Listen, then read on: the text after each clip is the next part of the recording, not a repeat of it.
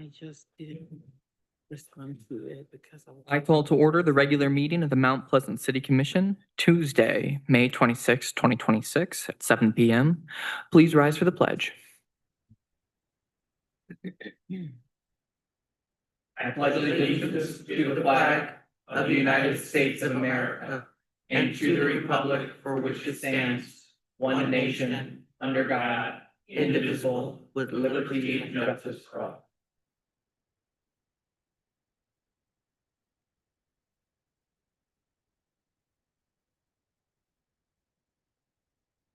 The Mount Pleasant City Commission recognizes the Anishinaabe, whose ancestral lands the city stands upon today. We acknowledge the Saginaw Chippewa Indian tribe and recognize that the three bands of Ojibwe, Saginaw, Black River, and Swan Creek, have resided on this land for over 200 years. Our acknowledgement of the full history of the tribe and our commitment to be good stewards of these ancestral lands is an expression of gratitude and appreciation to those ancestors who came before us. We give thanks to the generous care with which the Anishinaabe and those members of the Saginaw Chippewa Indian Tribe of Michigan have given and continue to give to this land and our community. Clerk Schmelzer, please take the roll. Commissioner Alsager? Here. Commissioner Demera? Here. Commissioner Perschebacker? Commissioner Rollins? here. Commissioner Skalitsky? Here. Vice Mayor Eke? Here. Mayor Wingard? Here. We have a quorum. Thank you. Okay. Starting things off this evening, we have two proclamations. And let's see, the first proclamation is recognizing Pride Month, June 2026. And if I could ask, we have a number of people here to receive the proclamation and representing different pride groups and represent LGBTQ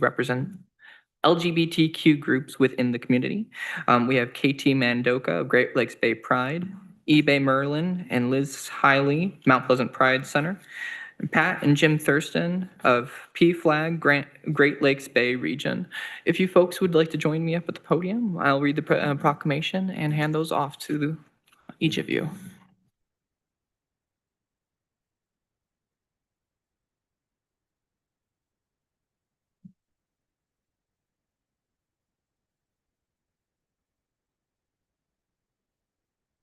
Right over here. Good to have you all here today. Be here.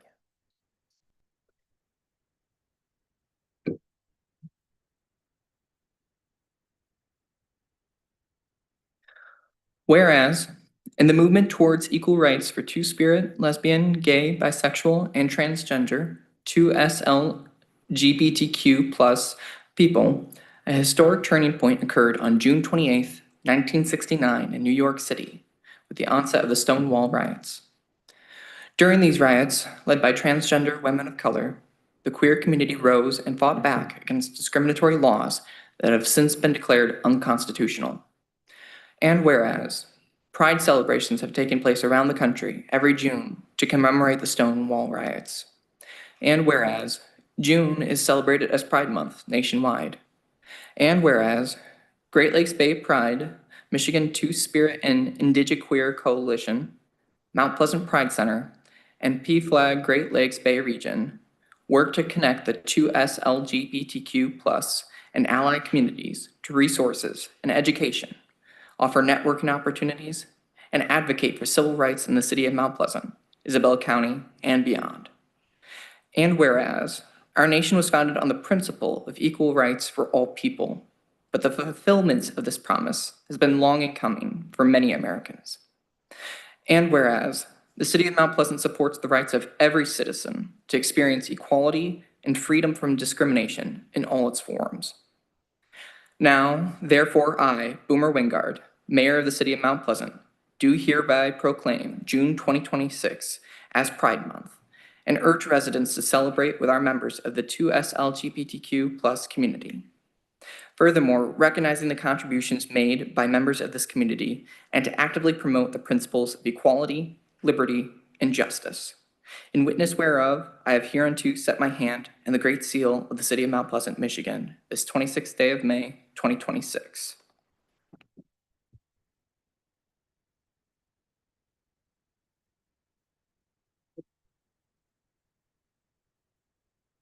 Good evening. I'm Tara Armstrong, and I reside in Mount Pleasant, which probably is neither here nor there. Yikes, I lost my notes. On behalf of the Mount Pleasant Pride Center and in conjunction with our other LGBTQ sister organizations, we're honored to receive this proclamation. I've lived in Mount Pleasant for 40+ years, and I'm thrilled to see all that these organizations do for the LGBTQ community, as well as what the city has done to support us. Thank you to the city of Mount Pleasant for your recognition. We feel the support of the community every day, but in this political climate, it's very important to have the support of our local government to protect our rights and ability to live freely in our hometown. Thank you so much not to the board. You guys, thank you.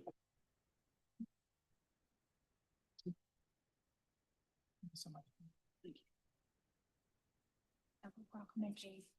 Thank you very much. You gonna hand it to them? Yeah, I would love to. Well, two of them are for me. Yes, thank you. Thank you very much. Thank you. I'm so sorry. All right.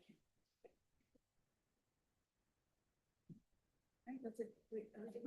That's good. Want to take a picture? Yeah. Meeting. No, this is important. Happy Pride smiles. We got that. We got it.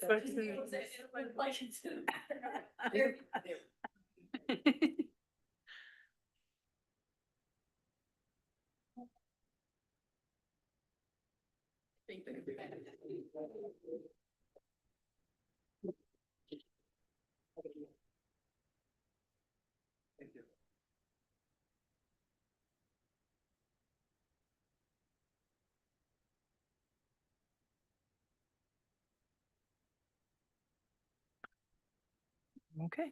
And our second proclamation this evening is a proclamation recognizing Special Olympics Michigan Week, May 28th to the 30th of 2026. To receive this proclamation, we have Heather Burks with Special Olympics Summer Games here in Mount Pleasant. Thank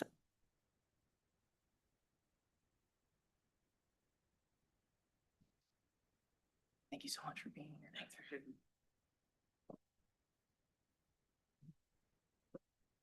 Whereas Special Olympics Michigan is a nonprofit organization whose mission is to provide year-round sports training and sports competition to children and adults with intellectual disabilities. And whereas Special Olympics Michigan's headquarters and the state summer games have been a part of the Mount Pleasant community since 1972. And whereas Special Olympics athletes have enriched the lives of thousands of volunteers in the Mount Pleasant area and CMU community who have donated their time and energy to help the athletes experience the joy and excitement of athletic competition.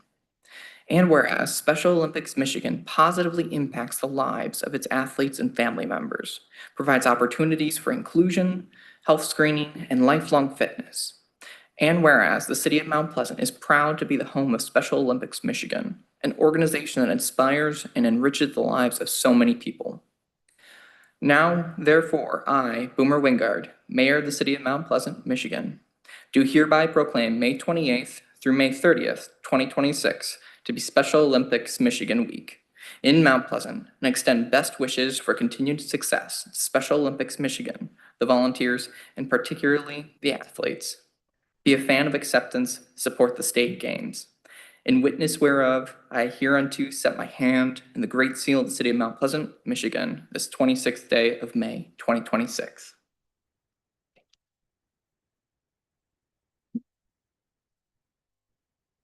And on behalf of Special Olympics Michigan athletes, coaches, and organization, I just want to say thank you. We really appreciate your support from the community and the partnerships that we have built here over the years. We're just really excited to be here, and I welcome all of you to come out this week and see our opening ceremonies on Thursday if you want, and some competition on Friday and Saturday. So thank you. Thanks.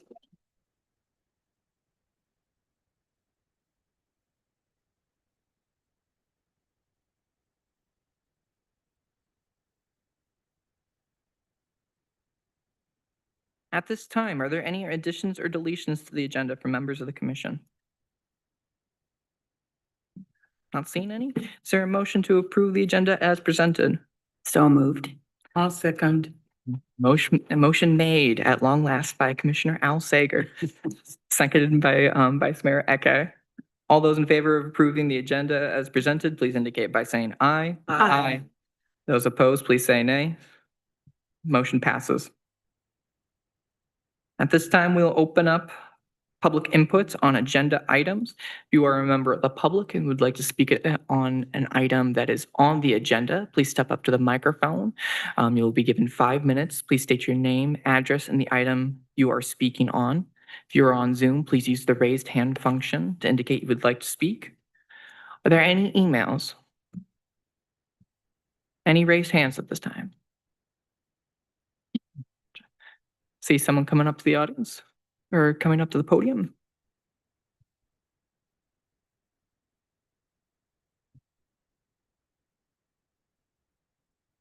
Hello, my name is Abby Finney. I live at 1311 East Andre. I would like to comment on the work session topic number 16 on the agenda. That's the discussion of animal ordinance to address raising chickens within the city limits. Is this the appropriate time to do that? Okay, just checking. All right, so why hens should be allowed within the city limits? I would like to say that having no roosters makes total sense. In fact, the current city code already effectively prohibits roosters based on part 96.03 noise prohibition of our code, subpoint number 5, animal and bird noises, which states the keeping of any animal or bird which by causing frequent long continued noises shall disturb the comfort or repose of any persons is prohibited. Hens are virtually noise-free. They would not violate any noise policy. As long as coops are kept properly maintained, they cause no more odor than keeping a dog. Allowing backyard chickens promotes food security, sustainable living, and is a form of natural pest control. I do not believe that there should be a lot size restriction. This is based on my parents kept a flock of more than 12 chickens for over 25 years within the city limits of Pontiac, Michigan.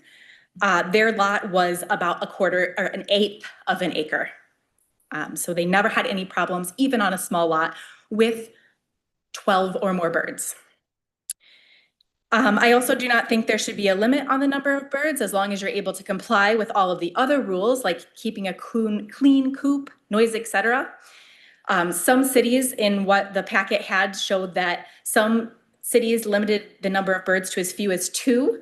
That's sort of unreasonable because you cannot even buy less than 4 chicks at Tractor Supply in our city. The proposed, what you have on this topic so far indicated a very high permit price, which I believe is unreasonable.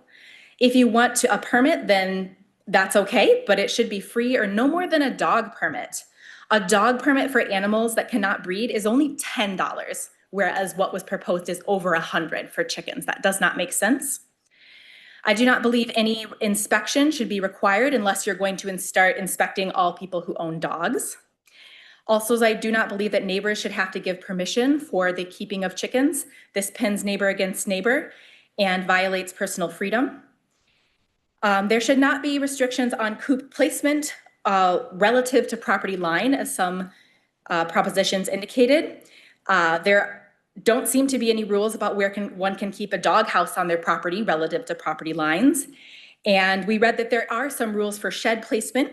However, in our neighborhood, it seems like most sheds are within a foot or less of the back fence, which seems fine. I also noticed that some other cities' rules indicate that you cannot butcher birds in your backyard. We do not think this should be part of the ordinance. People clean fish or process deer at their residence, so why wouldn't they be able to appropriately process their chickens? And then in closing, I just wanted to say, clearly many people in the state of Michigan share my desire to allow the keeping of backyard chickens. In fact, currently Michigan House Bill 4049/50, both of those two, are looking at preventing local governments from limiting the ability of citizens living in single-family homes to keep chickens. So I just hope that you would have this information as we move forward later in the meeting talking about the keeping of backyard chickens. Thank you. Thank you. If there's anyone else in the audience who would like to give public comment at this time, please step to the microphone. Are there any additional raised hands? Okay. Not seeing anyone else coming up to the microphone at this time, I am going to go ahead, close public input on agenda items. And that will take us into receipt of petitions and communications. Manager DeSense, if you would. Receipt of petitions and communications this evening includes minutes of the Planning Commission regular meeting and work session from April and correspondence from resident regarding Tenant Rights Committee. There was a email that came in over the weekend, a copy of which was put on the dais. Thank you.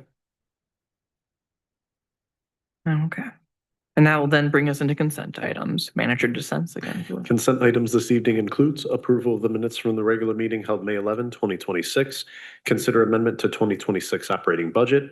Consider approval of the purchase of EnviroSite Rover X sewer pipeline camera system from McQueen Equipment for $124,850.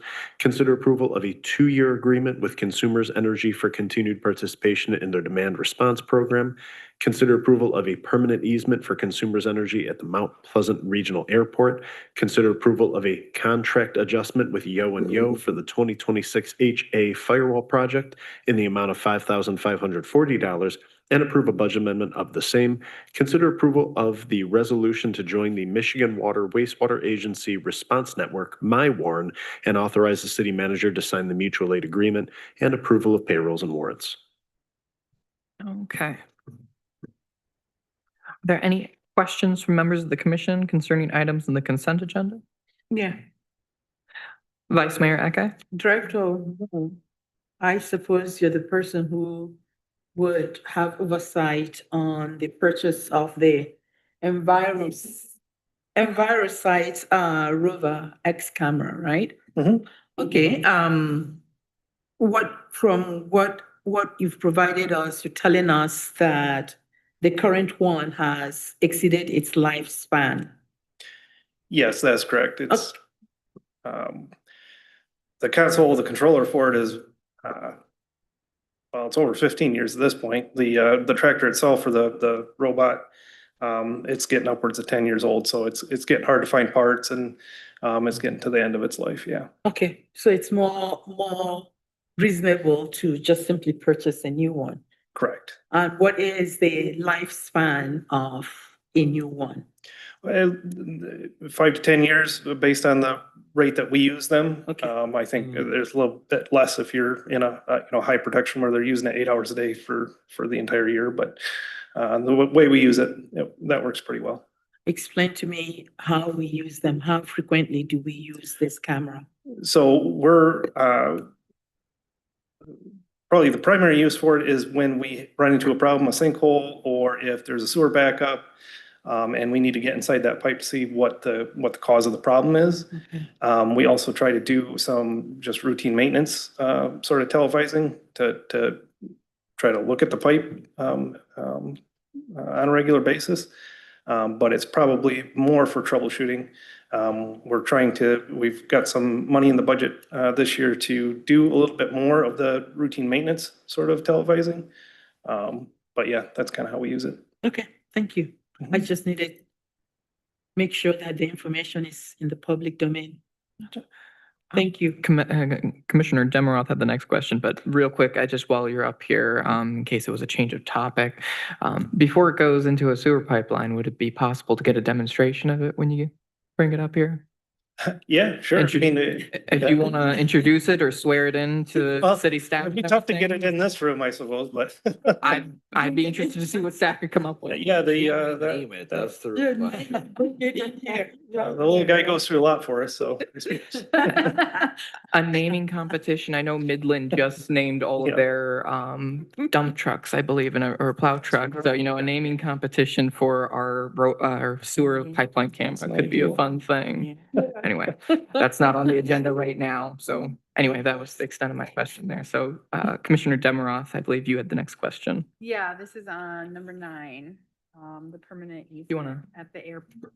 Sorry.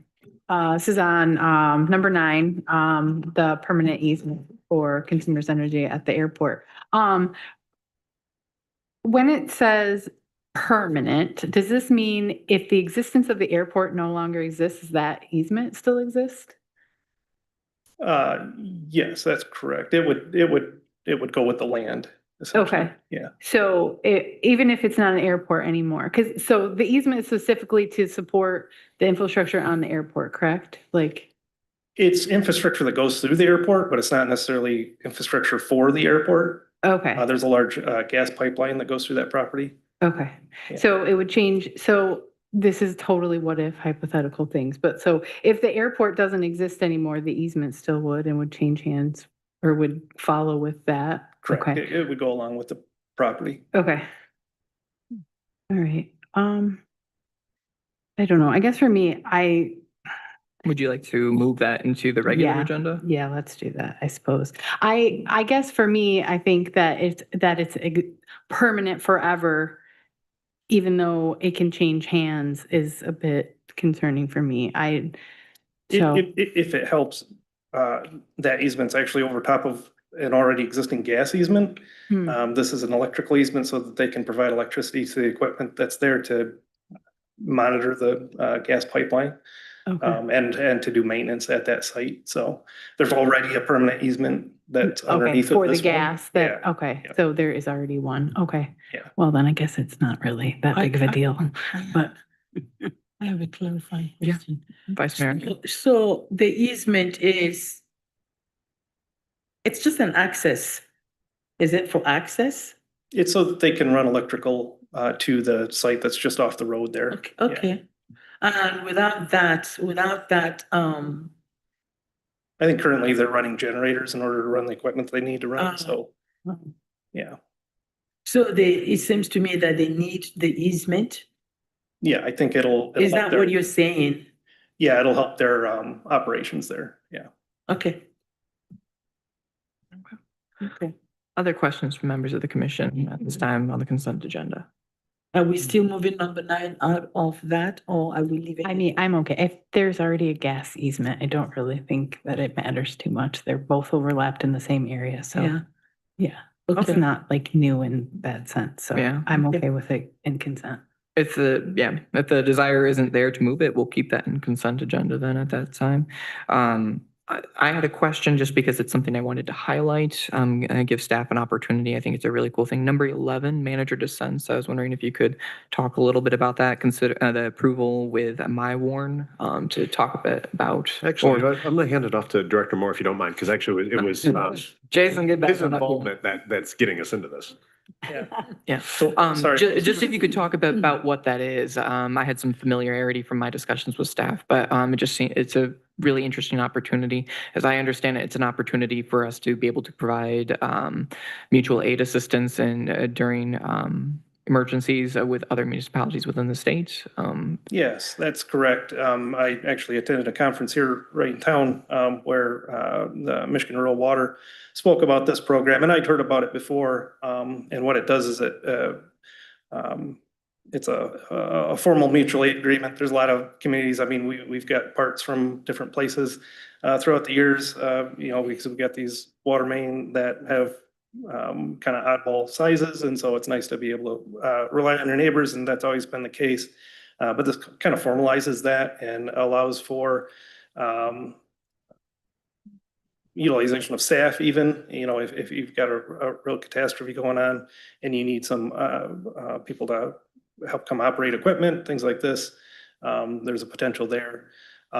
It's a good program because it has that formal contract or agreement, but it also allows, is totally at the community's discretion as to whether or not they provide that staff or equipment at the time. It could be that, everybody's kind of going through the same catastrophe, and so you don't want to give up your, front end loader or what have you. So, yeah.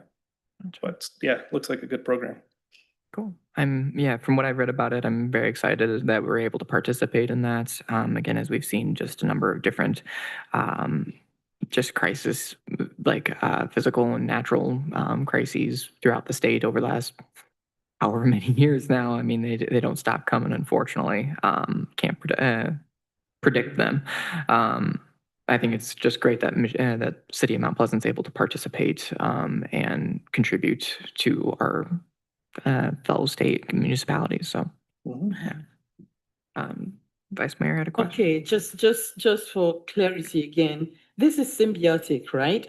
So Correct. if they need us, we go. If we need them, they'll come. Yep. So it's not just simply one directional. No, it's a network of folks that have basically come together with this framework and laid out the rules ahead of time. So that- Okay, so Yeah. who knows? It might have benefits for us when, Absolutely. who knows, happens again. Mhm. Okay, thank you. Commissioner Sklitsky.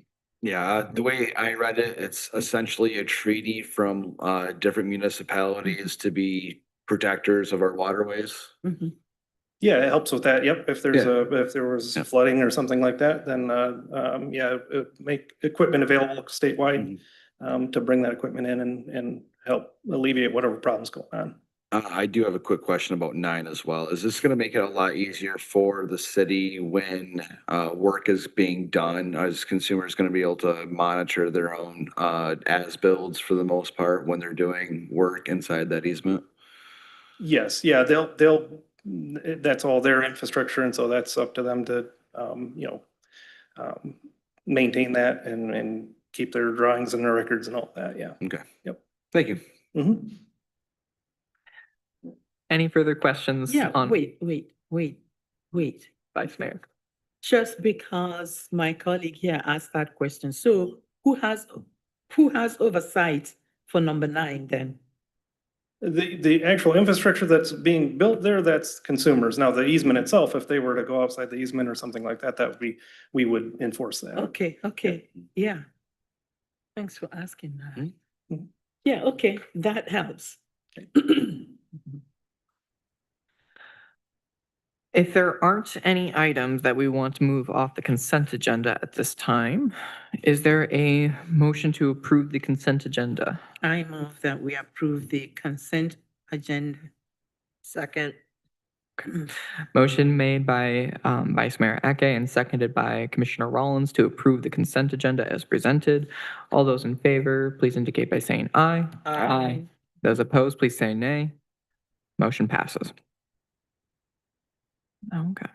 That brings us to our public hearing for the evening. We have a public hearing on the 2027-2032 Capital Improvement Plan. An updated copy has been included in the packets for the City Commission. Staff is not looking for a motion on this at this time. That is correct. Gotcha. Manager Sense, if there's any other background you want to give before we open up the meeting? So just to go ahead and highlight that, yeah, the public hearing is required for the city commission to adopt the 2027 through 2032 capital improvement plan. This plan spends over $75 million over 6 years. Significant areas of increased spending include the streets and the city's water treatment plant. If the city commission is okay with it, we would bring this forward at the June 8th meeting for formal approval. Thank you. Okay. We will go ahead and begin the public hearing. If you wish to give comments on this topic, please step up to the microphone. You'll be given 5 minutes. Please state your name and address for the record. If you are in Zoom, please use the raised hand function to indicate you would like to speak. Are there any emails on the capital improvement plan public hearing? Is there any raised hands? Gotcha. Anyone in the audience to speak on the capital improvement plan? Okay. Not seeing anyone coming forward, I'm going to go ahead and close the public hearing.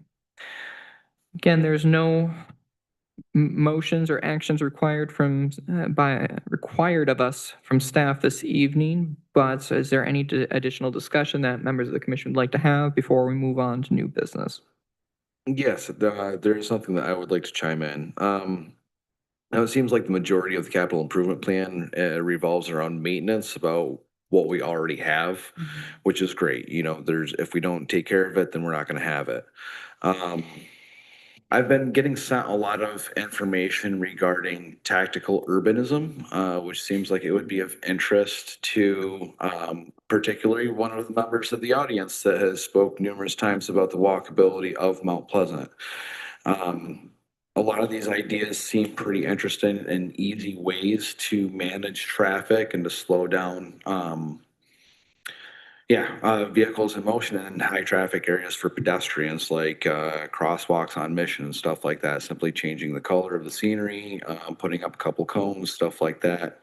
Has there been any discussion on from city staff regarding implementing any type of ideas like this into some of the improvements, upgrades, maintenance for the city or the improvement plan? Our main focus on pedestrian safety would be on Mission Street and Pickard Street, and that's entirely what the Mission Pickard DDA group is working on doing right now. So I know as part of our Mission Corridor Improvement Plan, we do have some plans for enhanced pedestrian safety along that corridor in particular. I was aware of those. There is a lot of improvements going on between sidewalks, resurfacing parking lots, different roads and stuff like that. And I'd be interested to see something along those lines as we make these improvements, try to implement any ways that we can improve the walkability of Mount Pleasant.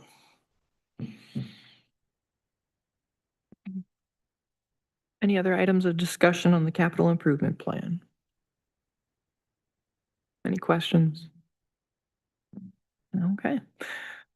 Not seeing any from the commission, we'll go ahead and move on to new business. Manager DeSense, if you would. So new business, we have to consider adoption of the professional, administrative, confidential, and technical policy amendments. Staff is proposing a number of amendments to policies that govern benefits to non-union employees. These amendments are designed to provide valuable benefits to employees to show appreciation and increase the city's image as a desirable and family-friendly employer. These updates include the creation of a 6-week paid paternal leave policy where none currently exists, front-loading time off for new employees, as this has been an issue for hiring new employees, especially those individuals who are at mid-career, providing supervisor discretion for paid time off in the event of the passing of a coworker, the removal of unpaid educational leave, though we still maintain educational support within these policies, elimination of service credit purchase for pension, and an 11% increase in clothing allowance for eligible employees. I'll note here that the allowance has not been increased since 2017. Staff is recommending the adoption of the proposed changes, and we do have our Human Resources Director, Shara Poon, here, should anyone have any questions. Okay, thank you, Manager DeSense.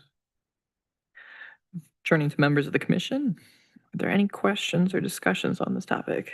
Yes, Commissioner Alsager. Just as I read through it, I thought these were some good changes to keep the city as a desirable employer.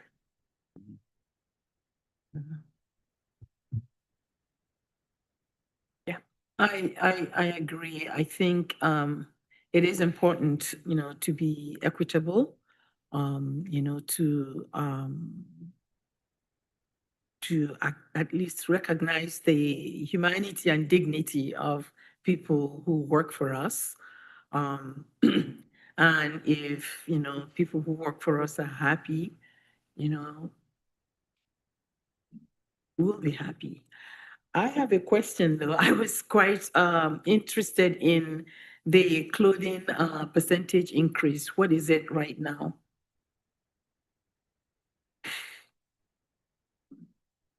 Yeah, I didn't know that existed there, so. Hello. Yes. One moment, please. So currently it is, it went from for full-time folks that are out in the field, full-time packed employees, it went from $280 to $310 annually. And for our folks that were in the field just routinely, not necessarily full-time, it went from 180 to 222. So overall, it was an 11% increase. And when you say out in the field, could you? Sure. So Phil, I'm going to use you as an example. Phil spends a lot of his time working outside of city offices in meetings, presentations, etc. So Phil would be in the category of folks that work out in the field or out in the field more often than they are in their office. Another example for someone who we would consider routine would be like planning staff, for example. they're not often out in the field as frequently as some of our other folks. Gotcha. Thank you. Sure. Any other questions? No, Why 11%? I did some research in the cost of clothing based from 2017 to 2024. And the average increase was 10.7%, and I rounded up to 11. Pretty scientific. Any other questions? very scientific. Thank you for the work that you Yeah. did on this, You're Director. welcome. Thank you. Thank you. I am ready to support this. I think it's absolutely needed. Gotcha. Unless there's any other discussion that members want to have, is there a motion? I have moved that we support Bel- this. Yeah, believe it or not, the union guy is in support of supporting the employees and empowering them, and yeah, Okay. go figure. So I've heard a motion, so do we need a second? Let's see. Sure. Yeah, so is that a second then, Commissioner Sklidsky? Yeah. Okay. Okay. Sure. Cool. Okay. Thank you for that. Got to keep our minutes crisp. Let's see.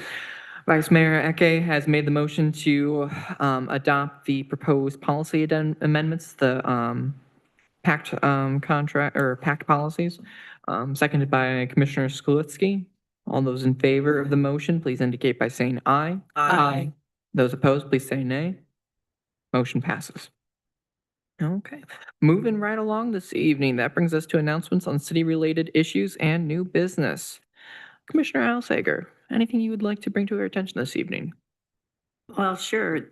I've been involved with the Summer Games for Michigan Special Olympics for about 45 years. And this is going to be my 4th year of running the swim meet, but before that I ran the gymnastics meet. So they kind of need my skills, and I'm happy to provide them. Thank you, Commissioner Alsager. Commissioner Demiroff. Yeah, the Island Park Splash Park Pavilion roof is awesome, and it's a really great improvement. As a parent who wants shade, I like that. It's great, and that splash park was a hit this weekend, like for real. And then I guess I would mention Outreach is having their arts market this Saturday, along with their Paint the Pavement from 10 to 2. So check it out. Go downtown, see some art, buy some art, make some art. Gotcha. Thank you. Vice Mayor Eke. Not this week, but I do believe that the tribes honoring, healing, and remembering event is coming up June. It's usually June 6th, but I think this year it's June 5th. So it is wonderful to go, especially because we've been talking about what to do with that land, the boarding school. You know, this is part of our history. And if you've not been to it, I encourage you to go. You will learn a lot. Thank you, Commissioner Eke, or Vice Mayor Eke. Commissioner Rollins. I have nothing this week. Okay. Commissioner Sklitsky. Weather seems to be turning and very quickly. Make sure everybody hydrates and make sure that you get your pets water as well. They're furry little fluffs of love and they need lots and lots of water when it's 90 degrees. Okay. Thank you, Commissioner Sklitsky. For myself, I'd just like to highlight that the Bronze Legends program that we have here in Mount Pleasant, it's an art project that was started a number of years ago. I want to say it started back in the 70s. It's my best recollection. I do apologize for delivering inaccurate information if that does be the case.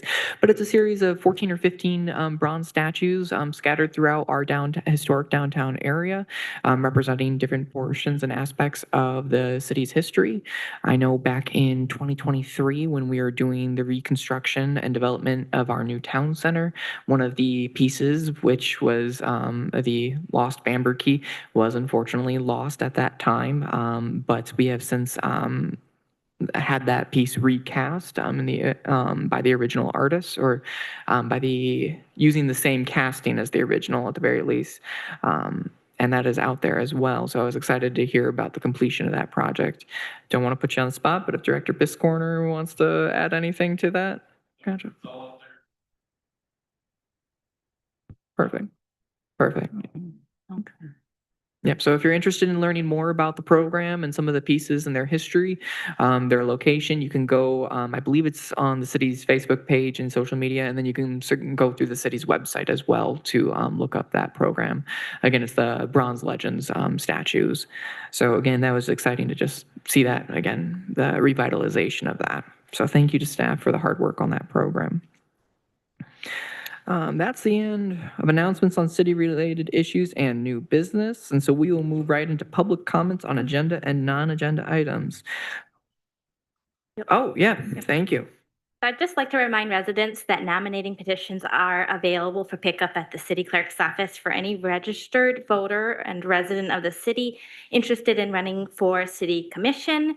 There are 4 commission terms available for the November 3rd election. Each term will run from January 1, 2027 to December 31st, 2030. The state deadline to file at the clerk's office Tuesday, July 21st at 4 o'clock. Thank you, Clerk Schmelzer, for that update. And this is our first election since the, with the full 4-year terms on the ballot, I believe, the charter amendment? Or is this the second? This is the Thank you. second. Okay. But yes, that brings us back into public comments on agenda and non-agenda items. If you are a member of the public and would like to speak on any topic on or off the agenda, please step up to the microphone. You'll be given 5 minutes. Please state your name and address for the record. If you are on Zoom, please use the raised hand function to indicate you would like to speak. And we'll start with individuals in person though, if you want to step on up. Hello, my name is Joseph Carrion. I live on 109 North Arnold Street. So I want to continue my conversation on the idea of making a bicycle network that specifically connects schools and parks. Today, I want to focus on practicality. So I used to love our master plan. In fact, it's part of the reason why I moved here. But my love for our master plan has slowly drifted away as my bicycle habits have changed over the 2 years I've lived here. It turns out you can't predict how a street will feel on Google Maps. You got to actually ride them. I now believe we are ignoring the practical safety our city naturally creates. So what do I mean by this? Currently, our master plan shows big changes for cyclists, changes like giving Mission Street dedicated bike lanes. When I first moved to Mount Pleasant, I thought, man, that's fantastic. That's what this town needs. But now I just think it's the biggest waste of money. But why? Why would I be against something that would technically be greatly beneficial to me? Well, it's because I wouldn't use it. See, my parents taught me that there are 2 practical rules I should always follow when riding a bike. The first rule is you do not trust others to follow the rules of the road. And the second rule is, for the love of God, do not trust people to follow the rules of the road. See, it doesn't matter how amazing the bike lanes are on Mission Street, because I know Kinney and East Campus Drive will always be a better experience as it has far less traffic and much slower speeds. When a reckless driver gets to determine if I live or die, and I have no way of identifying who is reckless and who isn't, the most practical and rational thing that I can do is to avoid traffic altogether. Because it won't matter if I was legally in the right if I'm dead. Now, I understand our master plan is merely aspirational, but aspirational doesn't mean we have to ignore practicality, nor does it mean the goals have to be these grand radical changes to our city. Aspirational can still very much be within reach. So how do we make it within reach? The answer is bringing forth practical changes, changes that strengthen the current strengths in our city. Now, that doesn't mean we should ignore Mission Street. We absolutely need more areas on Mission Street for pedestrians and cyclists to cross safely. But let's not kid ourselves. Mission Street will always value traffic flow over safety. And that's okay, because it should value traffic flow. However, streets like Adams, Kinney, Brown, and Cross Lanes could all become bicycle priority streets for a fraction of the cost of putting bike lanes on Mission Street, all of which touch schools and all of which are pretty darn safe already to ride bikes on. If anything, these streets just need minor changes to become what we're trying to force Mission Street to do. A lot of this can be solved if we just focus on children. I'm sorry, but it doesn't matter how safe you make Mission Street. Parents will never advise their kids to ride on them unsupervised. And that makes sense because Mission Street will always be riddled with dangerous points of conflict caused by vehicles. Dedicated bike lanes technically make Mission Street safe, but nothing will make a bike lane more practical than simply minimizing the interactions they have with vehicles. And we have the ability to do that in this city. So why do we even toy with the ideas of making bike lanes along our most used roads, where cyclists have to engage with the vehicle at every interaction, where they have to constantly pray a driver isn't looking at their phones or in a rush? So please, please prioritize the type of bicycle network that I'm suggesting, where we focus on the practicality. Dedicated bike lanes are great, but bicycle priority streets that deter traffic are much more practical in safety and in cost. This type of project not only will make a more practical network, but can be started in no time, can easily be broken down into many phases, is much more obtainable than any other network I've seen suggested, and will foster a stronger bike community in ways the others can't. Thank you. Thank you.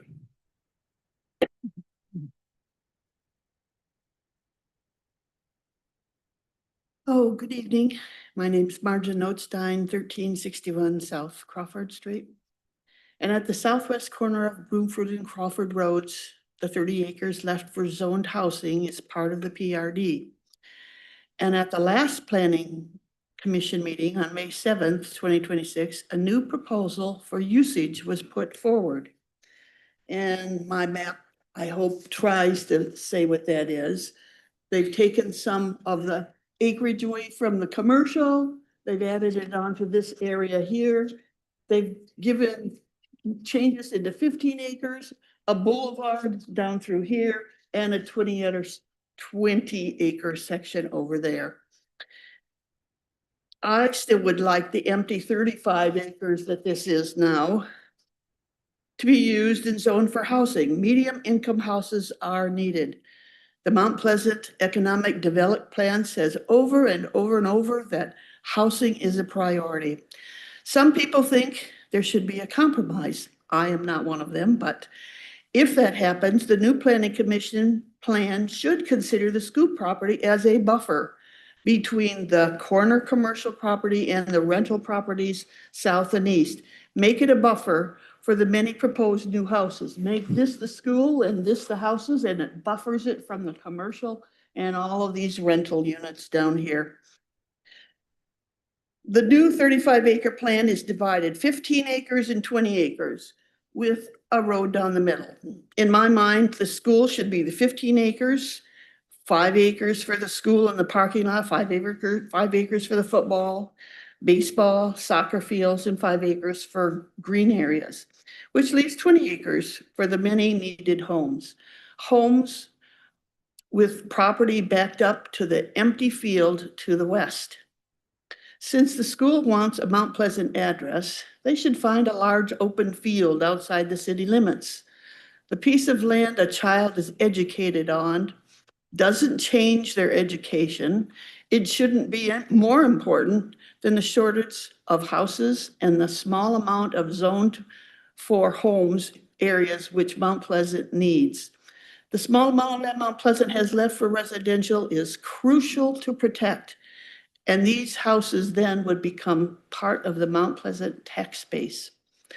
Additionally, I see a beautiful piece of empty property with a hydrant right across the street from the Victory Church, which I believe is one of the 5 churches on Lincoln Road. Looks perfect for their new school. And then I have a criticism of whatever is happening on the Channel 188, since I haven't been able to find the May Planning Commission on it yet at 7 o'clock in the morning. It's always just the April one. And I wanted to see this new plan on that station. So thank you. Okay. Please be sure if you're stepping up for public comments or still interested, to form a queue to keep things moving for us this evening. All right. Hi, I wanted to thank you guys all for allowing me to speak today. If you don't know who I am, my name's Bailey. I live at 1808 Deming Drive, and I am the annoying trans woman that's been emailing you guys every week for the past 7 weeks advocating for the Tenants' Rights Committee to be consistent of our renters and not our landlords. This committee is extremely important, not because it will automatically give us renters a leg up. It's important because it gives renters an equitable input on the city commission and on our daily lives. And I just want to make it clear. The Tenants' Rights Committee isn't meant to be an assault on landlords or the corporations who back them. It will serve as an advisory board for the city commission and promote fair ordinances in regards to renters' leases and other matters affecting tenants within our city. Yes, I do understand that this new committee would have no real power other than to suggest ordinances to the city commission. But I think that is exactly what we need right now during this economic situation that is affecting all of us. I've heard a lot of horror stories ever since I began this project, and I wanted to share a couple of them. One resident wrote me that my rent MP apartment had a gas leak. I kept reporting a bad smell, then one morning I woke up without heat, being told that they would replace the furnace. I was left without heat for 5 days during a snowstorm, and all I was given was space heaters that couldn't get my apartment above 62 degrees. Imagine this person had a kid. Imagine putting a child through 62-degree weather for more than a day. Another resident wrote me that their apartment AC units outside got stolen on a few different units. This was during one of the hottest summers in recent years, and they had to live with just fans for the whole summer. I myself have had a rough experience. From the electricity in my apartment being faulty enough to where I have to run an extension cord from my kitchen all the way to my bedroom just to use my TV, to my previous landlords messing up the paperwork so bad, double booking apartments to a point where now I don't even know where I'm going to live here in a couple of days. These horror stories are not isolated incidents.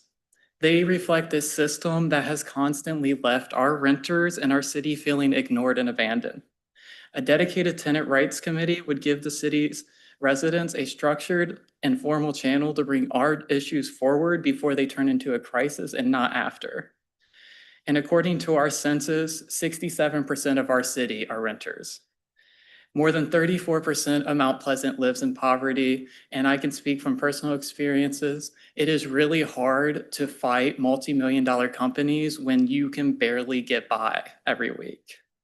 I've always believed that Mount Pleasant is a community worth fighting for. My fellow renters are workers, we're students, we're parents, and we're longtime residents who work hard every single day, who contribute so much to the city, and we just want a seat at the table. Thank you for your time, and I hope you consider this proposal. Thank you. Thank you. Thank you. Are there any raised hands on Zoom?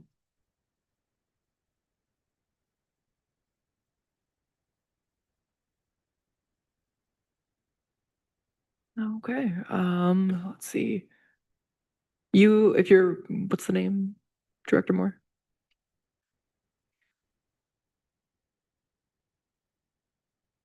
Astronaut, you're able to speak at this time. If you would like to give public comments, please go ahead and begin speaking. State your name and address for the record.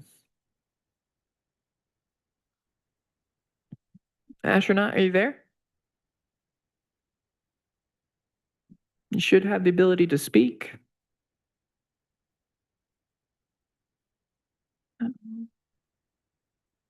Okay, I'm not getting a response. We'll go ahead and cut you off at that time. Hello? No, There you go. there you go. Hello? Yes, hi. Hi, sorry. Yes, my name is Ashley and I live at 114 North Lansing Street. Chickens, I like the chickens. Good idea. And Artreach, I believe, still needs volunteers. And you can go online and volunteer there for Paint the Pavement. And they've got 2 shifts, which should be easy to sign up for. And that's it. Thank you. Any other raised hands on Zoom at this time? Any other emails? Not seeing anyone else running up to the podium, I'm going to go ahead and close public comments on agenda and non-agenda items. See, the time now is 7:55. We have 2 work sessions and a closed session on the agenda still this evening. Is there interest in a recess? Yes, please. We are going to go ahead and be at recess and we'll resume through 10 minutes. We'll resume at 8:05.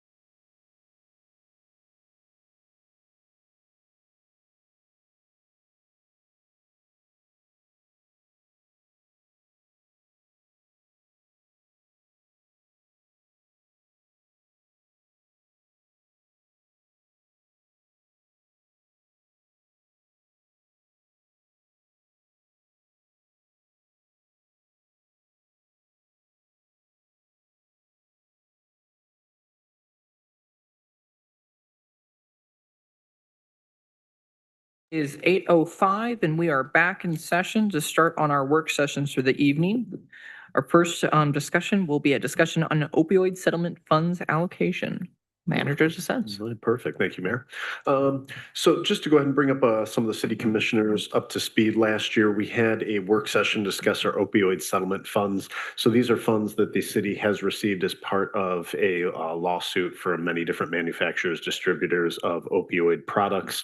The city stands to get about $130,000 over, I believe it's an 8 to 10 year period here. So at the time, the city commission had offered some information and thoughts to staff to move forward with. Since then, staff took a look at some of those options, and in particular, we had discussed some ideas of non-sober required housing as well as vending machines and things like that. When we talked to some of our area partners, some of those were issues that they could not deliver on. So we kind of went back to the drawing board to say, all right, well, what can we do? We worked with some of our area partners to identify a request for proposals, and that's what I want to bring here to the city commission this evening. My thought in being able to move forward with this would be to release a request for proposal for various firms that would be able to provide services related to addiction treatment, curbing addiction, all of those kind of things. So in your city commission packet is a draft copy of that particular RFP. This was taken from a county here in Michigan. And as I understand, the Michigan Association of Counties was very much on the forefront of trying to develop materials like this. But regardless, I just want to make sure with the city commission, one, if we're on the right track here as far as the RFP process, or if the city commission has another methodology that they want to use in going forward and distributing these funds.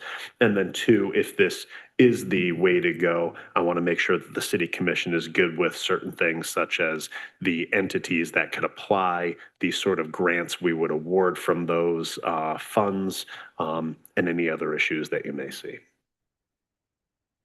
Okay.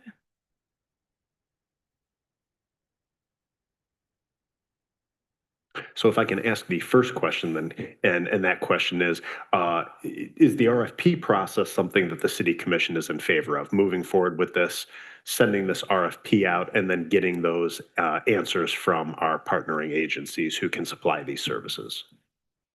Commissioner Alsager. Before I can answer that, I just have a question. Availability of funds says applicants can apply for up to $25,000 for 1 year or $50,000 for 2 years. And is that enough to really make a difference? Well, and that is going to be one of my questions to the city commission. So if this is a route that we want to go, one of my questions was, do we want to follow this model, which was one of the counties here in Michigan, and that was $25,000 for a single year allotment or $50,000 for a 2 year allotment. Understanding the city only has $130,000 to distribute, that would be a sizable chunk. However, I could see it going any other way. Okay. In that case, I would agree with your assessment to do an RFP. Thank you. Other members of the commission. Yeah. Vice Mayor. Yeah. I would support, actually, I would support seriously a request for proposal.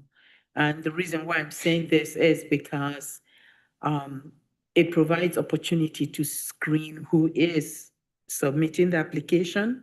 And my assumption is that we will, I don't know how you're going to do the screening, whether you'd use a committee or you don't have to respond now, but that we will screen who is submitting, the request, regardless of, how well they've been working in the city or who they are. We do need to screen the applicants because we are dealing with the lives of people. That an RFP would therefore mean or submission of an application and the awarding of the grant would mean that eventually this entity would provide us with a report. And again, I don't know how frequently, whether you want a quarterly report or an annual report or, however you want to set it up. And the reason has to do with my concern for not only transparency, but accountability. Okay? So, without that, if we just simply said, oh, come get the money and go, I'm not sure about accountability. We have to be responsible, in effect, whether or not we are directly involved, we are responsible for the award and therefore somehow responsible for whatever happens, as a result of the money that we give to the agencies. So people will eventually hold us accountable, and we do need to hold whoever gets this award or who gets the money, regardless of the amount, accountable. So yes, I'm saying this because I want it on public record. Okay, it is public record, but I want to make sure that we're expecting accountability. There's going to be some reporting, and people need to know that this is expected of them. I don't know how else to say this. But so if that's, so if I see you nodding, which says to me, you are agreeing with what I'm saying. In that case, yes, I do think we need to go forward with this. And I'll support it. Commissioner Alsager, I believe you had something. I have a question. We already have some of these entities in place already that are serving that population. Would this be a way to give them more funds to expand their programs? I would assume that those would be the target entities. Likely if they're already in this business, then it's likely that they would apply for these particular funds. And so I would assume that they would apply, whether it's for existing programs or the potential for expansion. Okay, thank you. Yeah, kind of just jumping in on this. I remember part of the discussion that took place previously was, a resource that we have a lot of resources in our community, and we're very fortunate for that. One resource that I think we identified that was not available currently was non-sober housing. Essentially, rather than someone having to be out on the street, they could at least be housed even if they weren't sober from whatever substances that they were on. Those are in places where they're implemented. Those are really great programs, and they've been shown to be really effective on helping keep people safe just in general. However, a lot of, as I understand it from the conversation that took place after that, the commission again expressed desire and interest in that program. One, limited funding. It's, again, as pointed out, our share of settlements is smaller compared to some other communities out there. And then two, we weren't able to identify any partners in the local area or who are currently working in the local area who are interested in taking on such a program. Question kind of became, did we want to try and bring in a new entity into the area, a new organization who would work on that? And again, to make the best use of dollars, do we try and attract an entity that doesn't have an established footprint in the local area, or are there ways that we could otherwise utilize these dollars? For the limited, again, very glad that we have these funds operationally to start up a whole new organization. That would be a big ask and everything, but as I think Commissioner Alsager just pointed out, if we can give the opportunity to have these funds amplify current or programs, or if there's a new program that an existing organization maybe wasn't trying previously because they didn't have the funding to get it started, I think an RFP would be a great way to go about that. Again, our portion, again, compared to other communities, smaller, but I like to see those dollars put to work within the city to, again, try and have the most, as much of an impact as we can here locally. And so if we can support existing efforts or amplify those, I think that would be a good direction to head in. I would say that before we go to an entity that is outside Mount Pleasant, we need to look at the organizations or the entities within the city, within maybe even the county, really, that provide the services that we're looking at. I do see that you do indicate that in here. So I think that it's important to support, the groups or the entities that are already here that are doing the work and that are in many ways permanently here. Because they're the ones who are in close proximity with, the population that we're trying to attend to. I noticed that you have a 10% not in kind, indirect cost. Do you really need that 10% indirect cost? Because they already exist. The way that I had interpreted the 10% cost there is related to administration, oversight, those kind of things. So not necessarily the programs, but oftentimes grants of this nature allow for 10% to be absorbed into administration because you've got payrolls, human resources directors, and those kind of things to pay as well. Yeah, I understand indirect cost. So, it can be cash or in kind. But I'm just simply curious if they already exist, they exist and they're already doing the work. So given that they already exist and they're already doing the work, whatever it is they're doing, for me, for $25,000, it's what? $2,500? Whatever it is that they're already doing exceeds that particular amount. And that's why I'm asking, do you really need the 10% indirect cost? It's like, we're already doing the work. It's a fair point. Yeah, but anyway, I'm just simply saying that. Commissioner I just have a Alsteiger? question. The reports go to Lauren Baker. Is she already on staff or is she an intern? I don't know who she is. Correct. Lauren Baker is our grants coordinator. Thank you. I need to correct something. if you want- Sorry, I'm going to correct that. Yes, the indirect cost stays. I'm thinking match. I am thinking match, that indirect cost. The indirect cost is, us. The match, yes, I was thinking match. I'm sorry. So I take that back. Other members of the commission who haven't had a chance to speak at this time? Any questions? Yeah, Commissioner Sklitsky. Yeah, I'll chime in here. Huge advocate for non-sober housing. There's no discrimination against people suffering from addiction. So to discriminate people who are suffering, it feels wrong to me. I have been advocating for Maslow's Village with our state senators and representatives. Their project is technically in Union Township, which probably throws a wrench in all of our gears when allocating these funds. I feel like the request is a acceptable alternative. What was that?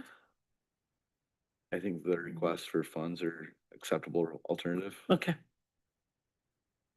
I guess it would kind of depend on, in the case of Maslow's Village, I think this would kind of depend on the applicant pool that we received at any given time.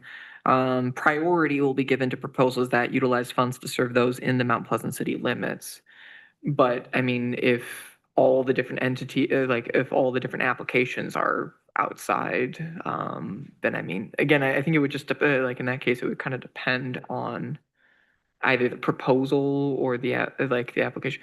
I guess, and that actually leads into a question that I had. What does the staff review process look like generally on grant or RFP proposals? That's a good question. And staff looks at those proposals. We would take a look if we assign some sort of a ranking or something like that. And that was another question I had for the city commission, if the city commission wants input on that process, or if the city commission wants the staff to put this together.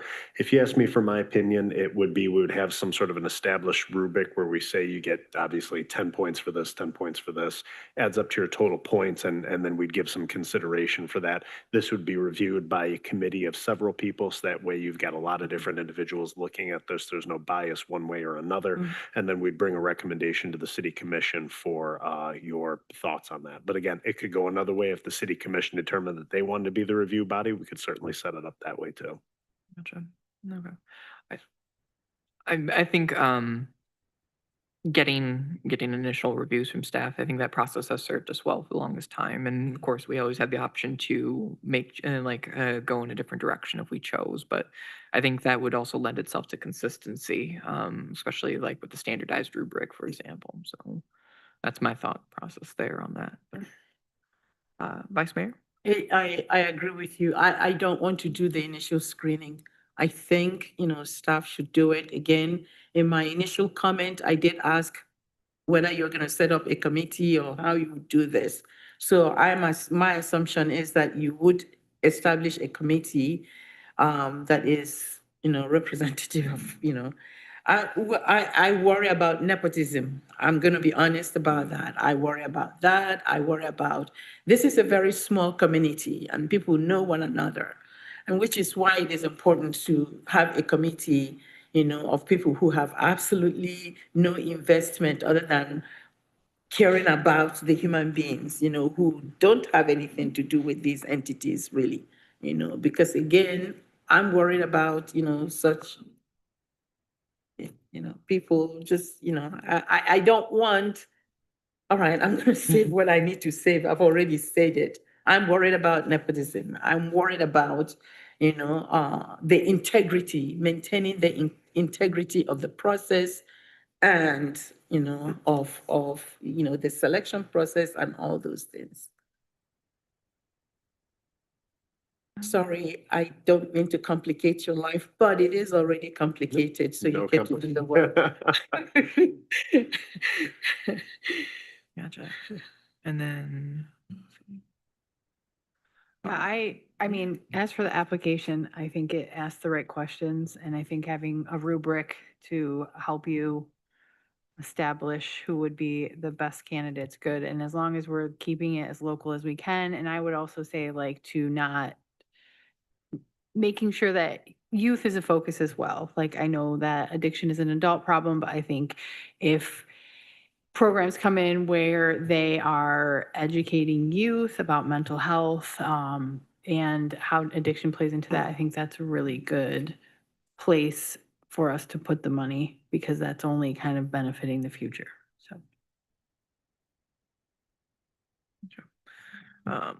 Last question for myself, and again, I think I should know the answer to this already, but I just want to get it out there. These funds were granted to us by the federal government as part of a lawsuit settlements. It is legal for us to be able to grant these funds out in such a manner that is provided for as part of the stipulations that go along with these dollars. I just want to. Yes, correct. And at this point, a lot of governments are choosing to do so just simply because we don't have the infrastructure already started up like a lot of these other nonprofit organizations. Thank you. Manager Sense, do you feel that you've received sufficient feedback at this point in time to move forward with as? Yep, I think so. I think I've gotten some good feedback from the city commission here. So we will put this into a final form. I think by the time we get this together and then also just understanding we're wrapping up chill right now in Q3, I anticipate that we will have this pushed out towards the end of Q3, maybe Q4. So sometimes this fall we'll have the opening for applications and we'll make sure that that is appropriately marketed as well. Perfect. Thank you. Okay. So we are going to move on from number 15, the discussion on opioid settlement funds, and we are going to switch gears here. Unless there's any objection, I'm going to go right into the discussion on animals ordinance to address raising chickens on the city limits. And we'll hand it back to Manager DeSense, who I believe has a PowerPoint for us. I do have a PowerPoint here. So bear with me for one moment.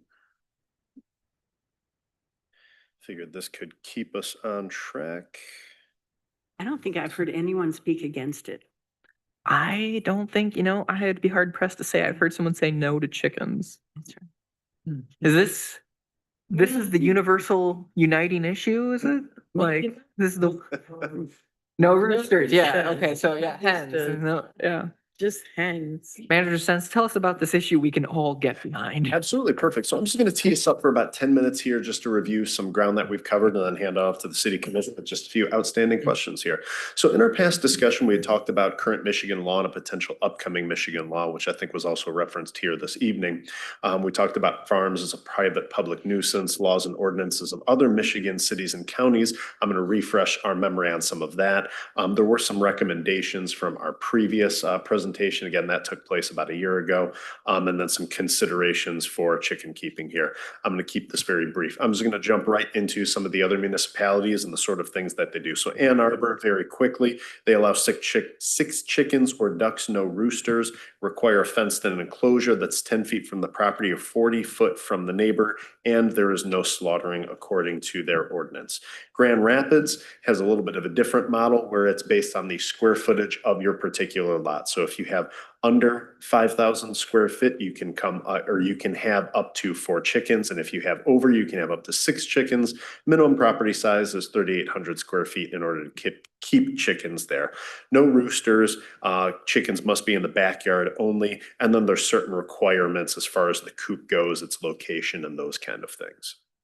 Eaton Rapids, which I was part of drafting of this ordinance, we have an ordinance that is up to 4 chickens, no roosters, a minimum of 1 acre, requires a permit. And one of the main things that we had looked at when we were doing this was cleanliness, because that just became a concern amongst a lot of community members. So you see in the Eaton Rapids ordinance, it talks about cleanliness and being able to see it, making sure that you have rodent-resistant containers for your feed and all of those kind of things. So a lot of sort of cleanliness, environment-centered regulation there. And then lastly, Claire. Claire's a little unique. Written consent of adjacent property owners is required with your application in Claire. That's the only one that I was able to see that requires that, and limits it to only 2 birds, requires the fenced-in enclosure with certain requirements. Again, 10 feet away from a property line or 40 feet away from a particular property owner. So the question before the city commission here, well, let me cover ground that we've covered again, my apologies. We've talked about allowing backyard chickens and regulating it through an ordinance or a permitting process. At our last discussion on this, the city commission at the time had discussed that we would require a permit. However, neighbor permission would not be required. We had come up with the idea of $150 for the permit, $75 for the renewal, and that would be a 2-year permit at that rate. And inspection of property and coop would be required, an additional fee to be determined based on staff time in order to complete those inspections, because there is staff time required to make sure that these coops obviously are sound, they're good for animals, that no one's keeping animals in any kind of an enclosure that they shouldn't be in, or those kind of things. We discussed that permits could be revoked on the basis of certain violations, and the city commission at that time had said no roosters. The questions before the city commission are: 1, are these conditions still something that we want to continue moving forward with for this proposed ordinance? And then just a few other questions as well. 1, will ducks be allowed as part of this ordinance, or any other bird, even though that's not typical? Is there a minimal lot size to have chickens? Again, that's different based on certain communities. The maximum number of birds that can be raised, or are there any other conditions that the city commission is looking at for this ordinance? Okay. Members of the commission, questions, thoughts? Yeah. Commissioner Demeroff, leading I was start not time. here for your first discussion, but I did watch it. And I will have to say, in all honesty, I am against chickens in the city. That being said, I would never infringe on other people's rights to have chickens. And I think that it is important for food sustainability in our city. So that's how I feel about that. But that's because I moved into the city to be away from animals.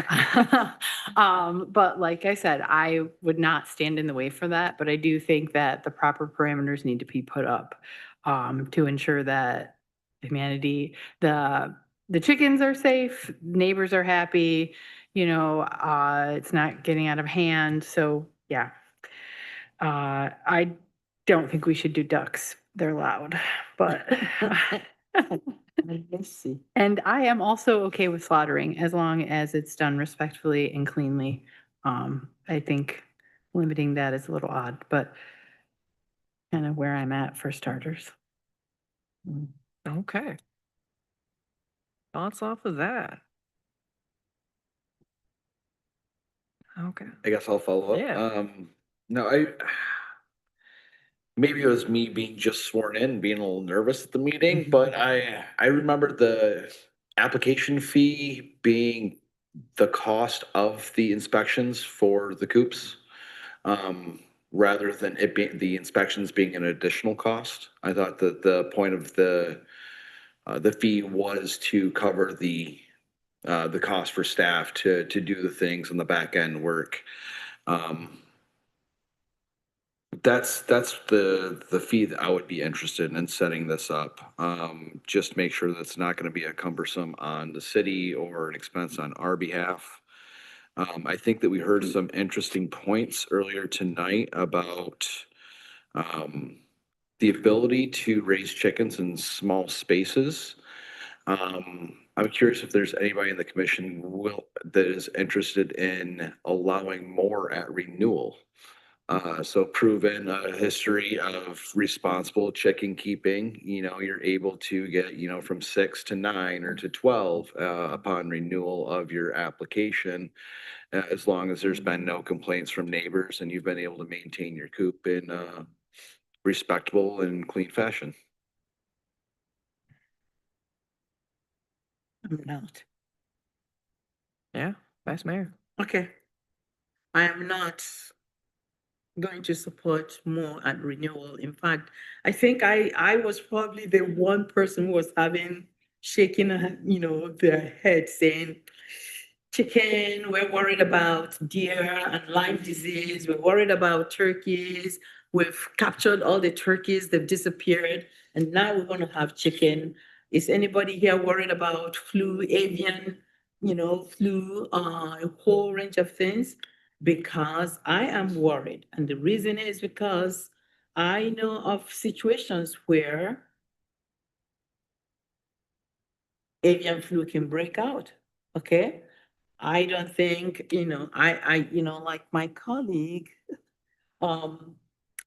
I don't want to infringe on people's rights, but I do think that that can also be problematic. Have we considered how we address the possibility of some kind of health problem, right? Health emergency stemming from having, chickens. Already I have seen at least 2 people who have chickens, somewhere in the neighborhood. I do have a colleague who has complained about their colleague having numerous chickens, even without this ordinance. Yes, it is important to have the ordinance.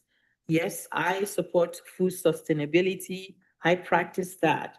But we also need to consider the problems, the potential problems, right? So I don't think that the permit is prohibitive. If you're gonna have chicken, you wanna raise chicken, it is for 2 years. So, hey, get a license. And if somebody is gonna come do the inspection, maybe, if we're gonna knock down the permit, maybe knock it down to $100, right?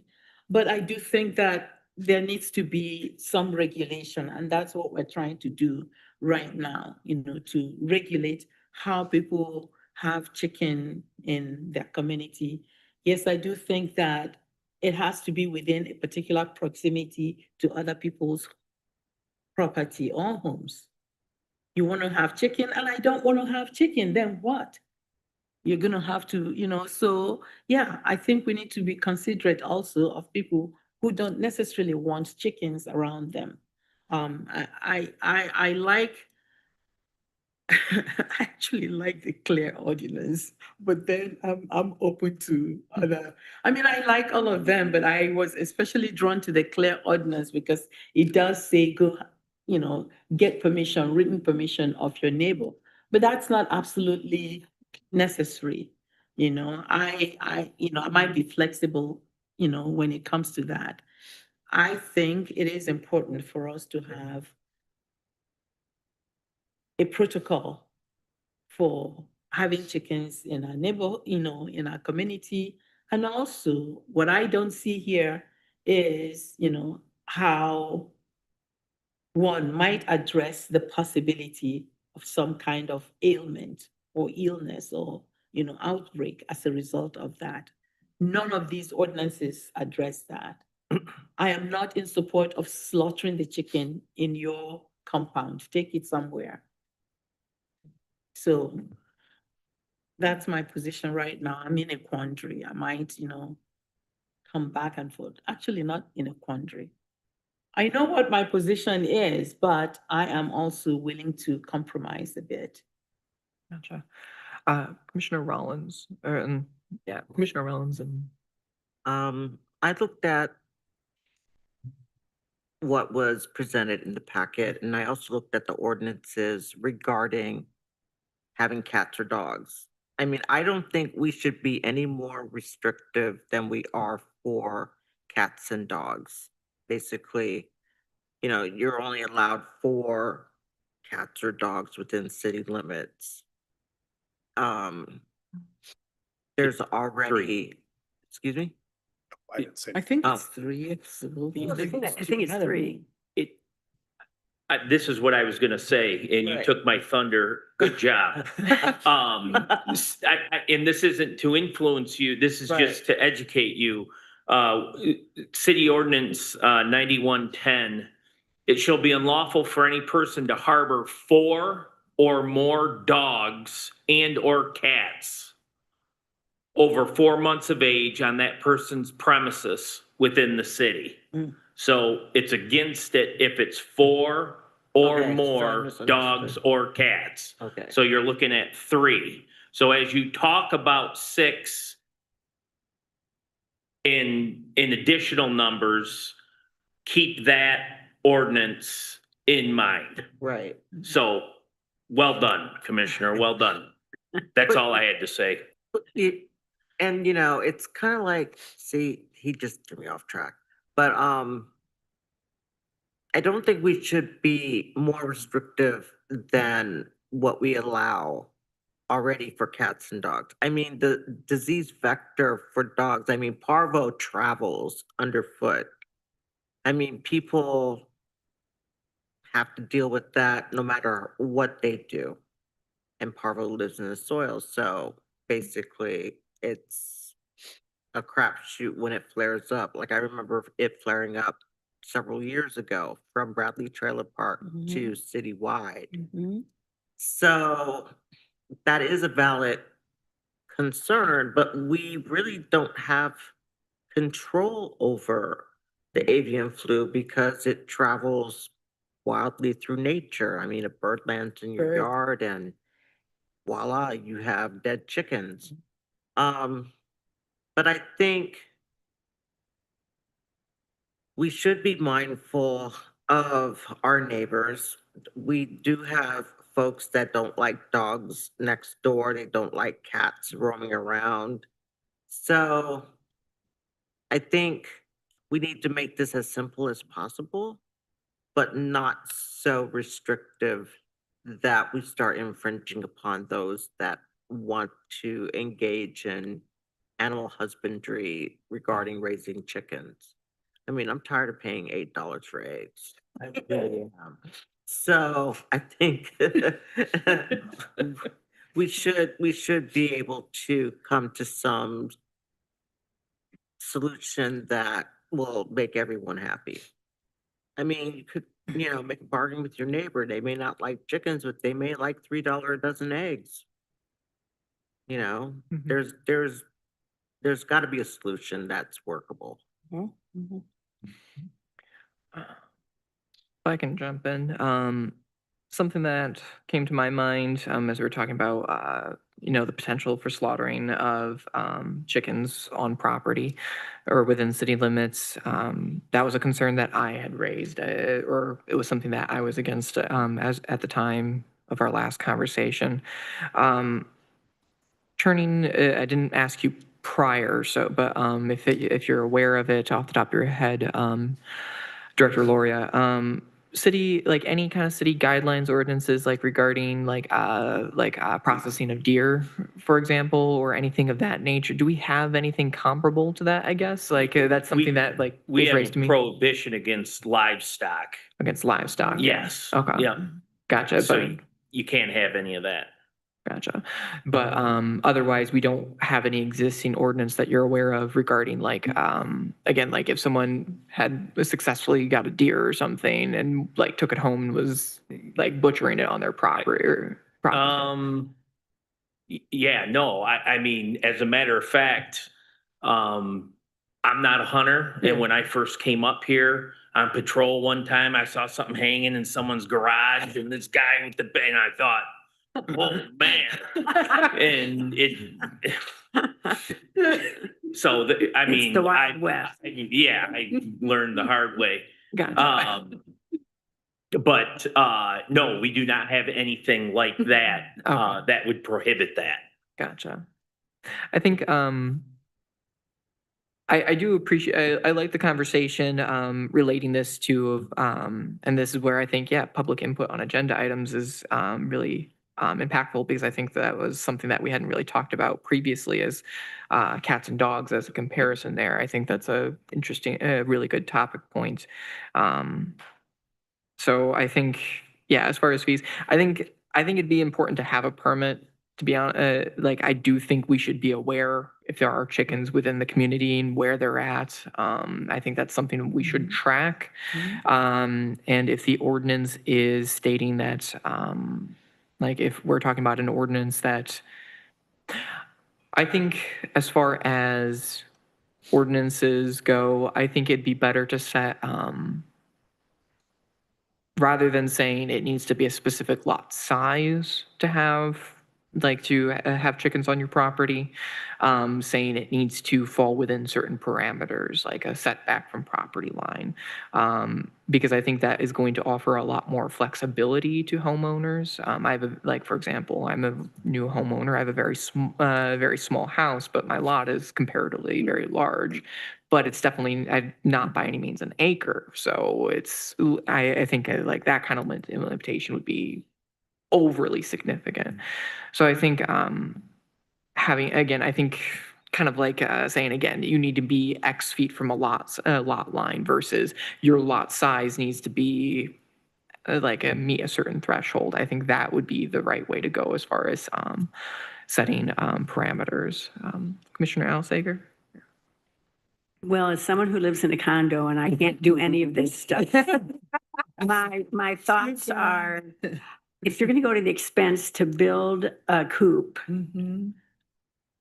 why not say you could have 6 birds? Yeah, I think that's a. And then backyard. Those are my main thoughts. Mayor. Yeah. Who was first? I apologize. I was looking to my right. I guess. You go. Commissioner Rollins. Okay, so for the fee, because the fee for cats and dogs varies between neutered and not neutered.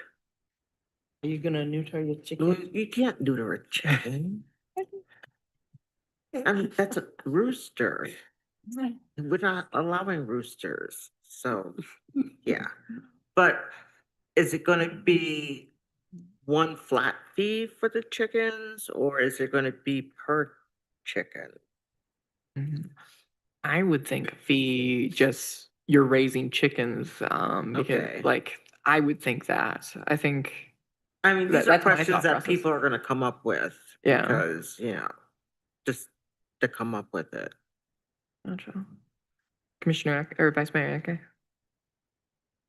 Eke? You don't want chickens. Listen. It's written all over your face. I'm gonna tell you what, listen, You can go. my family. Yeah, she's like struggling with this. Yeah, I am struggling because my family had poultry. We had a poultry farm. So I have a sense of what goes on with chickens, so I do think that we need to limit. 6 is way too much. Okay, so I mean, I'm not gonna vote for 6. I'm just gonna say that. Okay, so I understand 3. You made the comparison with the cat and the dogs, but those are inside, they're clean and all of that. Right, but the young lady also said that you can't buy them. You can't buy just 3. Just you have to buy 4. So what's the limit you can buy? 4? The minimum. So, okay, whatever that minimum is, okay, I'm good with that. In terms of the fee has to do with having the permit, the license to even have chickens, on your property, right? So, and if you want, for the inspection, because we do pay a fee if we ask the city to come inspect our property for something like water and all of those things, you've got to. Right, but that's part of the permitting process. I don't think that it is part of the permitting. You figure it out. No, when you pull the permit, it also includes the inspection. I would also, aesthetically, please keep it behind. Yeah, okay, no chicken in the front. Yeah, but you can't stop the chickens from roaming though. Well, no, but if the chicken is caged, if the chicken has a place, a pen or whatever it is you want to call it, it can't be roaming. So suddenly, what happens if your chicken is roaming and it flies into your neighbor's property? Does your neighbor have the right to capture the chicken and kill it and keep it for themselves? What are you gonna do? All right, so just why we're Hopefully saying. you clip the wings so that it doesn't Well, fly. we're saying you need to have a pen, you need to contain them. This is part of addressing that whole illness thing that I'm concerned about. I don't want anybody's chicken on my property because I'm worried about, you can tell that I'm worried about this. It's like, this is distress, trauma for me right now. But I forgot to mention, I would also be in favor of ducks. Gotcha, okay. As staff have reviewed different materials, has there been anything like requirements about clipping wings as far as like raising that you've seen in other? Clipping wings? No, and it's only because, I'm not. How do you entirely enforce certain that? How would we enforce that, inspect it? We wouldn't be, I mean, because the inspections would be for the actual coops themselves and Yeah, not for not the the- actual physical birds. We're not checking out the birds at any point throughout the year, nor do we have the expertise. Yeah, To be no, honest, if fine. you put a bird in front of me, I wouldn't know if it's Would the got its bird wings have to clipped be in it. in the coop at all times? Yes. Yeah. Yes. Oh. Commissioner Demerara. Yeah, point at me, I'll do the point in here. I'm pointing, yeah. So for the permit, has there been any look at to like what that would cost the city? Like if we are going out and inspecting these coops, like for me, I don't think that the permit should be a burden to somebody or to be a limit to them getting chickens, but just to offset the cost that it costs the city. And I think that is important. Yeah. Yeah, we haven't done the calculation necessarily. I mean, just shooting from the hip, I would say that I would assume someone could do this easily within an hour. So if that's the city commission's directive too, as far as that permit fee, we could just say, all right, that'll just be set to recoup whatever the cost is. We'll identify who's going to make those inspections, calculate what an hour of the time is, and then apply that. I think that'd be a fair process of going about it. Again, there's a lot of people are interested in chickens. I think that'd be a reasonable way to go about calculating the fee. Sounds like there's disagreement about the specific number that we're interested in between 4 to 6. We got 4, we got 6, we have no ducks, we have ducks. So it sounds like there's aspects of that there's still a little bit of contention We still about also the. have to have a public hearing. Oh, yeah, for this, no, too. yeah, we're not done with this. Nowhere near being. Yeah. One question that I have, that again, because we'll need additional feedback on this still and everything, because there's conflict here, but I'd be interested if staff, either if you've already done this research, great. If you haven't yet, I'd be interested to know what is our process for if someone loses their permit. Not so if there's a number of complaints against someone with chickens and staff is sent out and everything to address the complaints, and we see chickens living in just the worst conditions possible or mistreatment, anything of that nature. Easy enough if someone loses their permits and there are live chickens, how do we address that? What is the city's role in dealing with these chickens then? Are we telling someone that they need to rehome these chickens? Are we stepping in kind of that like, again, that's an aspect of this that I would like feedback on. And like, again, because if we're issuing a permit, we do have the ability, I would assume, to take that permit away if someone falls below certain standards. So I would just want to know that we have and I'm sure other people would want to know that we have thought that through, just because, again, city, we don't raise livestock. That's not what we do. So I can't, unless we want to start housing chickens somewhere else. If any staff want to volunteer for that, I suppose. But anyway, that was my concern there. Yep, I was just saying, Mayor, we'll take a look at that process. I can tell you what other towns do, and they just operate it as a permit process. So if that permit is revoked for whatever reason, I've heard of it happening in other towns, then essentially they would be in violation of that ordinance. Typically with that, it carries municipal civil infraction, and I've seen cities go through that process to correct the issue. Okay, gotcha. Thank you. Slaughtering was another question that staff had. It sounds like there was mixed opinions about that. I was previously opposed to it, knowing that we don't have any other limitations on it in any other aspects. I probably would reverse my course.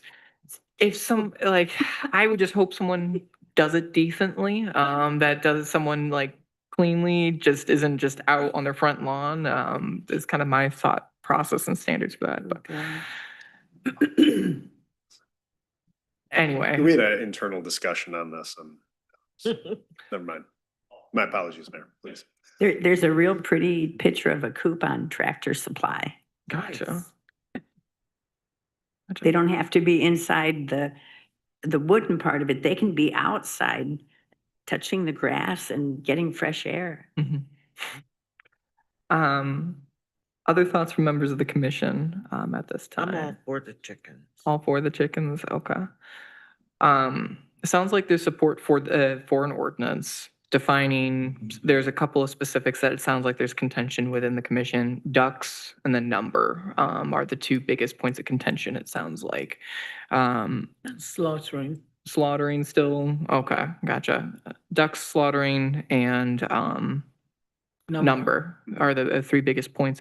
Other questions we have can dedicate a little bit of time. Is there any other specific questions you'd like us to get more specific feedback on as you're working with I would those? say that those are the main points then, unless there's anything else to put forward as far as the lot sizes. As of right now, I've got backyard only, okay in the backyard, but with certain setbacks. And one saying sort of proximity from neighboring properties. So I've only got feedback from 3 commissioners on that one in particular. Gotcha. Did we address? Yeah, Commissioner Sklitsky? I will take that as a cue for my time to chime in. I think that respecting property lines should be considered. I think coop sizes needs to be more of an important issue, especially if we're gonna try to pin down how many birds are allowed. I mean, the majority chickens raised in America, they have very, very, very small spaces. I wouldn't want to see chickens in Mount Pleasant suffering those types of conditions. Most people I know that have chickens, they treat them as pets. They're very well cared for. There's been a large increase in the number of ticks over the last few years. Chickens are very good at reducing those numbers. It's one of their favorite snacks. Especially with the amount of parks and everything that we have in Mount Pleasant, it's something to keep in mind because it could help reduce some issues like Lyme disease, like my commissioner here to my right was worried about. Yeah, I feel like that most people interested in acquiring chickens are doing it for the right reasons, and I've never met a nefarious chicken farmer in my time, so I'm gonna leave that on the table. Other thoughts from members of the commission? Other questions from staff at this time for us while we're on the topic?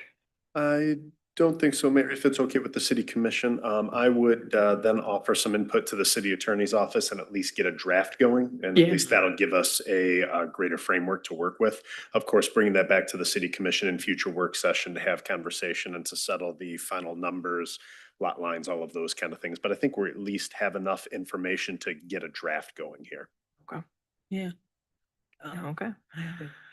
I look forward to it. Gotcha. Well, not seeing. There's no other comments or discussion from members of the commission. No further questions from staff during this work session.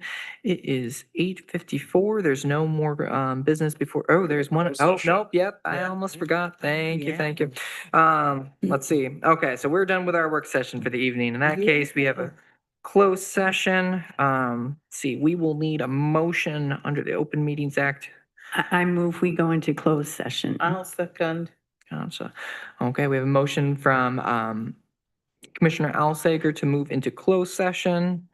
Any specific reasoning for that? I believe it's OMA, so we need to get that on the books if you want to state that in the Okay. motion. To pursuant to subsection 8D of the Open Meetings Act, to consider the purchase or lease of real property. Okay. Motion by Commissioner Alsager, seconded by the Vice Mayor. All those in favor of moving into closed session, do we need a roll call? Yeah, I'm seeing we, Clerk Schmelzer, if you want to call the roll. Commissioner Spitalitsky, Yes. Commissioner Rollins. Yes. Commissioner Alsager, Yes. Commissioner Demarath, Yes. Vice Mayor Eke, Yes. Mayor Wingard, Yes. motion passes. Okay. We are going to be moving in closed session. We'll start closed session. It is 8:56. We are going to start at 9 o'clock. If you are not a member